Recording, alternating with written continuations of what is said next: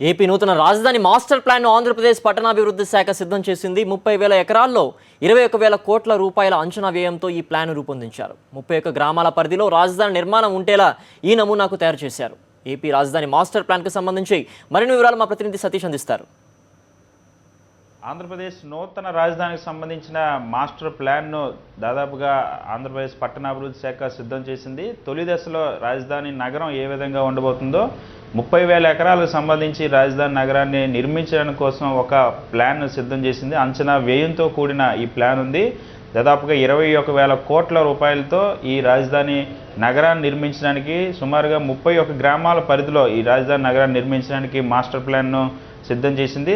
ఏదైతే ఇప్పటికే సింగపూర్ తయారు చేస్తున్న మాస్టర్ ప్లాన్కు అనుగుణంగానే ఇప్పుడు ఏదైతే ఈ అంచనా వ్యయాలతో సంబంధించి కేంద్ర ప్రభుత్వానికి పంపించాల్సిన నివేదిక రూపంలో ఏ విధంగా రాజధాని నిర్మాణం ఉంటుంది అన్న ఒక అంచనాతో దీన్ని రూపొందించింది. అయితే మా పట్టణాభివృద్ధి శాఖ ఆంధ్రప్రదేశ్ రాష్ట్ర ప్రభుత్వం నిర్మించిన ఈ అంచనాల్లో అన్ని రకాల సదుపాయాలు ఒకే చోట ఉండేటట్టు మాస్టర్ ప్లాన్ రూపొందించారు. విజయవాడకు 12 కిలోమీటర్ల దూరంలో విజయవాడకు 12 కిలోమీటర్ల దూరంలో వాయువ్య దిశలో, గుంటూరు జిల్లాకు 20 కిలోమీటర్ల దూరంలో ఈ రాజధానిని ఏర్పాటు చేస్తూ ఆ ప్లాన్ రూపొందించారు. మన దగ్గర ఇప్పుడు ఆ ప్లాన్ నమూనా ఉంది. ఆంధ్రప్రదేశ్ రాష్ట్ర ప్రభుత్వానికి సంబంధించిన పట్టణాభివృద్ధి శాఖ రూపొందించిన ఈ ప్లాన్ ఎలా ఉందో మనం తెలుసుకుందాం. ఇక్కడ మనం చూడొచ్చు, ఇక్కడ చాలా స్పష్టంగా కనిపిస్తుంది. మొత్తం ప్లాన్ ఏదైతే కృష్ణానది పరివాహకంలో మొత్తం రాజధాని నిర్మాణానికి సంబంధించిన ఈ ప్లాన్ రూపొందించారు. ఇది పూర్తిగా సెంట్రల్ క్యాపిటల్ కాంప్లెక్స్ అనేది ఇది ఖచ్చితంగా రాజధాని ఏదైతే అడ్మినిస్ట్రేటివ్ వింగ్ ఏదైతే ఉందో అదంతా కూడా ఇక్కడ ఉండబోతుంది. ప్రస్తుతం ఇది ఇటువైపు నుండి ఇటువైపుగా ఇలా విస్తరించబోతుంది. ఆంధ్రప్రదేశ్ రాజధాని మొత్తం కూడా ఇది నాలెడ్జ్ పార్క్ కోసం ఈ 2 స్థలాలను కేటాయించడం జరిగింది. ఇక్కడ సీఎం నివాస్ ఉంటుంది, ఇక్కడ సర్క్యూట్ హౌస్ ఉంటుంది, ఇక్కడ మళ్ళీ కమర్షియల్ జోన్ ఉంది. అలాగే ఇదంతా కూడా హౌసింగ్ ఫీచర్ ఏరియాస్గా మొత్తం ఈ ప్రాంతాన్ని అంతగా GQF అనేది గవర్నమెంట్ హౌసింగ్ ఫీచర్స్ కింద దీన్ని కేటాయించారు. ఇది క్యాపిటల్ కాంప్లెక్స్. ఇక్కడ మొత్తం సెక్రటేరియట్ దాదాపుగా ఇక్కడే ఉంటుందని చెప్పుకోవచ్చు. ఇక్కడ VS అనేది విధానసభ ఏదైతే అసెంబ్లీ శాసనమండలికి సంబంధించిన భవనాలు ఇక్కడ రాబోతున్నాయి. ఇక్కడ గవర్నమెంట్ ఆఫీసులు ఈ ప్రాంతం అంతా కూడా రాబోతున్నాయి. ఈ ప్రాంతంలో ఇది మినిస్టర్స్ క్వార్టర్స్ ఇక్కడ ఉంది. ఇక్కడ పక్కన IAS ఆఫీసులకు సంబంధించిన ఆఫీసర్స్ క్వార్టర్స్ ఉన్నాయి. ఇదంతా మళ్ళీ ఇక సెంట్రల్ పార్క్స్. ఈ ప్రాంతం ఇదంతా కూడా సెంట్రల్ పార్క్స్ పూర్తిగా అంతర్జాతీయ ప్రమాణాలకు అనుగుణంగా రూపొందించాలనే ఉద్దేశంతో ఈ డిజైన్ తయారు చేసామని చెప్తున్నారు. ఇది పార్క్స్ వచ్చిన తర్వాత ఈ CC అని ఏదైతే ఉంది ఇదంతా కూడా కమర్షియల్ జోన్గా మిగిలిపోతుంది రాజధాని ప్రాంతంలో. ఈ కమర్షియల్ జోన్ ఏదైతే ఇప్పటికే ఇక్కడ ఈ కమర్షియల్ సర్వీస్ సెక్టర్ సంబంధించి ప్రైవేట్ రంగాలకు సంబంధించిన కమర్షియల్ జోన్గా ఇది ఉండబోతుంది. ఇక్కడ ఈ అనే ప్రాంతం ఏదైతే ఉందో మొత్తం ఇదంతా రెసిడెన్షియల్ జోన్గా ఉండబోతుంది. ఇళ్ల నిర్మాణం ఇక్కడ జరగబోతుంది. ఇప్పుడు మనం చూడవచ్చు, భూములు ఎవరైతే ఇస్తున్నారో రాజధాని ప్రాంతంలో భూ సమీకరణలో రాష్ట్ర ప్రభుత్వానికి భూములు ఇస్తున్న వాళ్ళందరికీ కూడా ఈ జోన్లోనే ఇళ్ల స్థలాలు ఏదైతే ప్యాకేజీ ప్రకారం జరిగే భూములకు అసైన్ భూములకు కేటాయించారో ఆ మేరకు ఇళ్ల స్థలాలు రెసిడెన్షియల్ జోన్లు ఇవ్వబోతున్నారు. ఇదంతా కూడా రెసిడెన్షియల్ జోన్లు అన్నీ ఒకే చోట కాకుండా ఆయా ప్రాంతాలకు అనుగుణంగా ఒక్కొక్క దగ్గర కూడా రెసిడెన్షియల్ జోన్స్ ఉన్నాయి. ఇక్కడ కూడా మొత్తం రెసిడెన్షియల్ జోన్స్ ఉన్నాయి. దీని తర్వాత CBD అనేది సెంట్రల్ బిజినెస్ డిస్ట్రిక్ట్స్ అనేవి ఏదైతే కమర్షియల్ సంబంధించి వ్యాపార లావాదేవీల కోసం ఒక రాజధానిలో అన్ని రకాల సదుపాయాలు ఉండాలన్న ఒక ఉద్దేశంతో రాష్ట్ర ప్రభుత్వం ఈ విధంగా సెంట్రల్ బిజినెస్ డిస్ట్రిక్ట్స్ అనేది ఇక్కడ కేటాయించింది. ఇక్కడ అదే విధంగా ఆఫీసెస్ కాంప్లెక్స్ ఏదైతే వివిధ రంగాల ప్రభుత్వ రంగ సంస్థలు కానీ లేదా ప్రైవేట్ రంగానికి సంబంధించిన ఏమైనా కార్యాలయాలు నిర్మించుకోవాలంటే ఈ ప్రాంతాన్ని అంతటిని కూడా ఆఫీసెస్ కాంప్లెక్స్గా రూపొందించింది. మొత్తం మనం చూడవచ్చు, ఇదంతా కూడా ఇక్కడ లాజిస్టిక్ హబ్ ఈ ఏరియా, అదేవిధంగా ఇక్కడ ఇండస్ట్రియల్ జోన్గా ఈ మొత్తం కూర్చుంది. ఈ ప్లాన్లో ఇప్పటివరకు ఉన్న ఈ దాదాపుగా 122 చదరపు కిలోమీటర్ల పరిధిలో ఈ రాజధాని నిర్మాణం ఏర్పాటు చేసింది.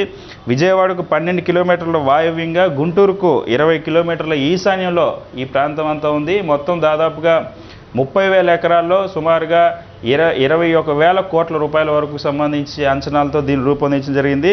ఇందులో మనం చూసినట్టయితే సిటీ స్థాయి మౌలిక వస్తువులు, ఈ ప్రాంతంలో ఉన్న మౌలిక వస్తువుల్లో ఏర్పాటు చేయడం కోసం 3,386 కోట్ల అవసరం అవుతుందని రాష్ట్ర ప్రభుత్వం భావిస్తుంది.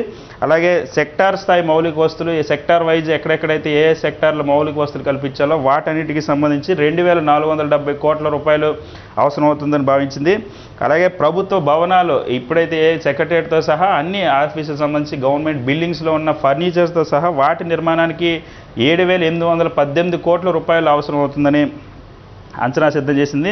కేవలం గవర్నర్, సీఎం గృహాలు, మంత్రుల గృహాలు వీటన్నిటికి సంబంధించి ఆ కాలనీకి సంబంధించి ఆధునిక సదుపాయాలన్నిటితో కలిపి 1,232 కోట్లతో నిర్మాణం చేయాలనుకుంటుంది. ఇక్కడ ఈ ministers quarters, officers quarters, CM నివాసం వీటన్నిటికి సంబంధించి 1,232 కోట్లు అవుతుందని భావిస్తుంది.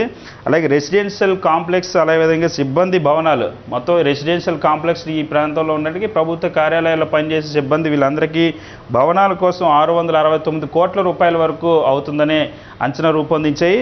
దీనికి సంబంధించి ఇక మిగిలిన రిక్రియేషన్ వస్తువులు ఏదైతే అంతర్జాతీయ ప్రమాణాలు ఉండాలి కాబట్టి రిక్రియేషన్ వస్తువులు వీటన్నిటి కోసం అని చెప్పి ఇంకొక 1,536 కోట్ల రూపాయలు అవసరం ప్రభుత్వం భావిస్తుంది.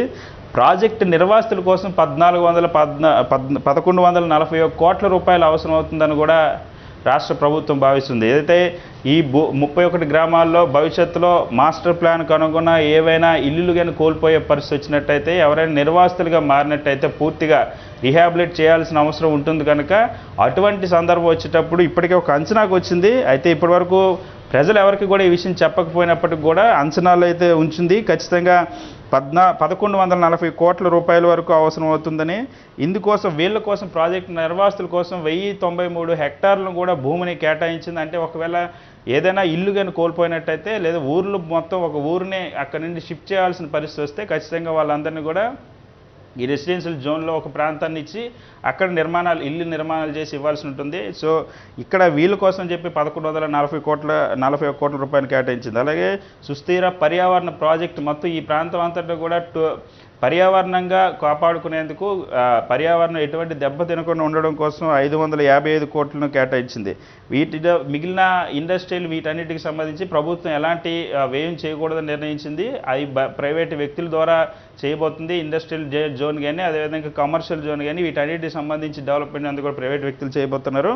దీనికి సంబంధించి ఇప్పటికే మొత్తం ఈ ప్రాజెక్టు వ్యయానికి మామూలుగా 19,939 కోట్ల రూపాయలు కాగా ప్రాజెక్ట్ కంటింజెన్సీకి 997 కోట్లతో కలిపి సుమారు 20,935 కోట్ల రూపాయలు ఏదైతే ఈ నిర్మాణాలన్నీ కూడా రావాలనుకుంటున్నా వీటన్నిటికి సంబంధించి 20,935 కోట్ల రూపాయలు అవుతుందని అంచనా వేసింది. రాష్ట్ర పట్టణాభివృద్ధి శాఖ దీనికి సంబంధించిన అన్ని అంచనాలను కూడా సిద్ధం చేసింది. అయితే దీనికి సంబంధించి ఇప్పటికే భూ కేటాయింపులు ఏదైతే మొత్తం 30,000 ఎకరాల భూమి ఉందో అందులో హౌసింగ్ డెవలప్మెంట్ కోసం దాదాపు ఎక్కువ భూమిని కేటాయించింది. 22% హౌసింగ్ డెవలప్మెంట్ కోసం ఉంది. అలాగే నగర స్థాయి మౌలిక సదుపాయాల కోసం 20% భూమిని కేటాయించింది. వివిధ రంగాల వారి మౌలిక సదుపాయాల కోసం 15% కేటాయించింది. బహిరంగ ప్లేస్ని ఓపెన్ ప్లేస్ని ఒక 8% ఓపెన్ ప్లేస్ వదిలేసింది.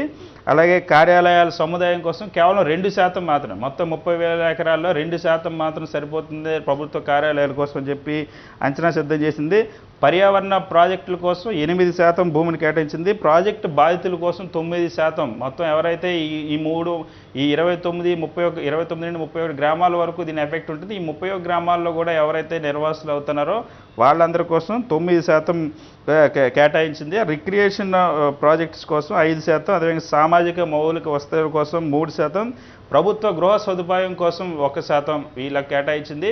ఇవి మొత్తం రాజధానికి సంబంధించిన ఒక మాస్టర్ ప్లాన్ ఇది.